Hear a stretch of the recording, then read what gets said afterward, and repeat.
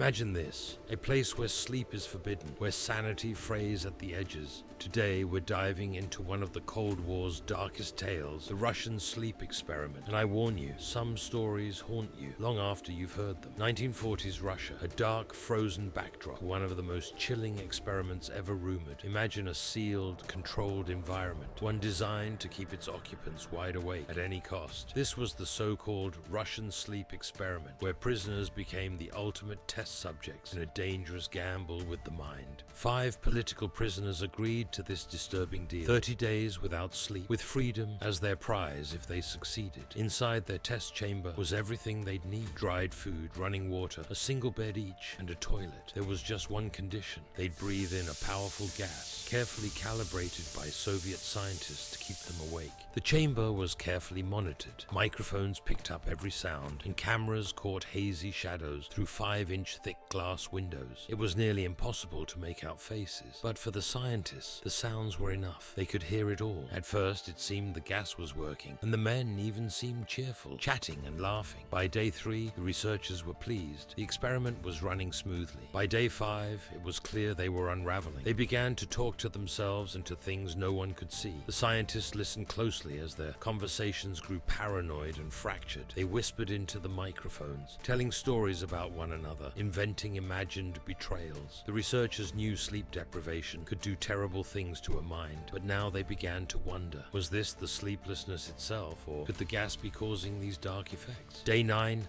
the point of no return. Suddenly, one of the prisoners started screaming.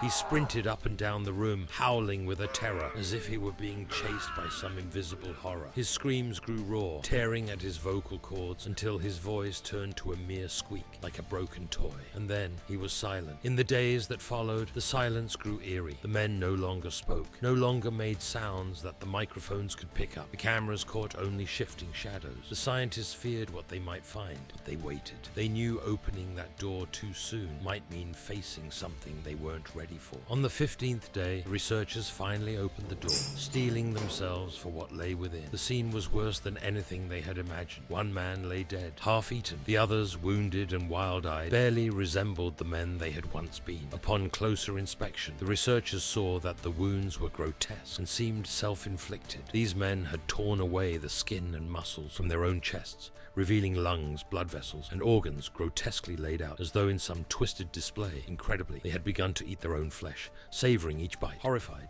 the researchers quickly backed out, calling for military backup. When soldiers arrived to remove the subjects, a vicious struggle erupted. One of the men tore out a soldier's throat. Another attacked with horrific precision, mutilating his captor. 5 soldiers lost their lives, and several others, scarred by the horror, took their own lives in the aftermath. When the researchers finally subdued the remaining prisoners, they administered doses of morphine, strong enough to fell a buffalo. Yet the men fought on, snarling and clawing like feral creatures. Their faces twisted, pleading, "We must stay awake, not for freedom, but to remain awake," as if something inside them demanded it. Well, what happened next? That part of the story remains a mystery. Some say the experiment was shut down and all records erased, buried in Cold War secrecy. Was it simply a terrifying tale spun from Soviet paranoia? Or could it be that pushing the mind to such extremes unearthed something dark and dangerous lurking within? Thanks for watching. For more stories of the strange and unexplained, subscribe and join us on more voyages into curiosity.